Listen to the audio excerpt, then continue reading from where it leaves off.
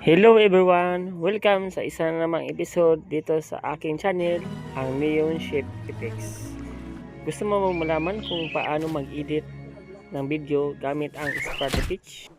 Ngayon, ituturo ko sa inyo sa video na ito. Sana mapanood nyo hanggang dulo. Sa first video, makita natin nakakuha tayo ng saktong anggulo kung saan sakto ang yung pagbato ng ibon. Yun, kinat ko at dinuplicate. Try ko muna ng 4 na duplicate tapos i-play ko. Makita natin diyan kung sakto na ba ang pag-Sparta. Okay, sakto ang anggulo, tama ang paglabay ng bato sa ibon.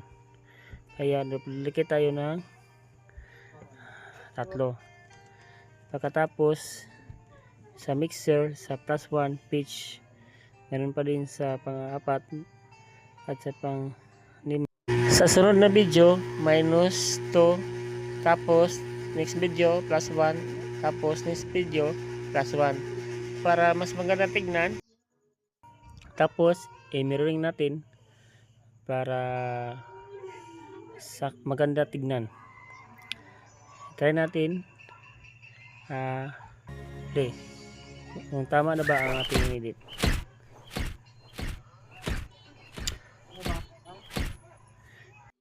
Yun guys, tama ating pag-edit ng Sparta Pitch. Sana may tunan kayo sa video nito. Kung mag-edit kayo ng video ng Sparta Pitch, alam nyo na. Salamat sa inyong panonood. Thank you.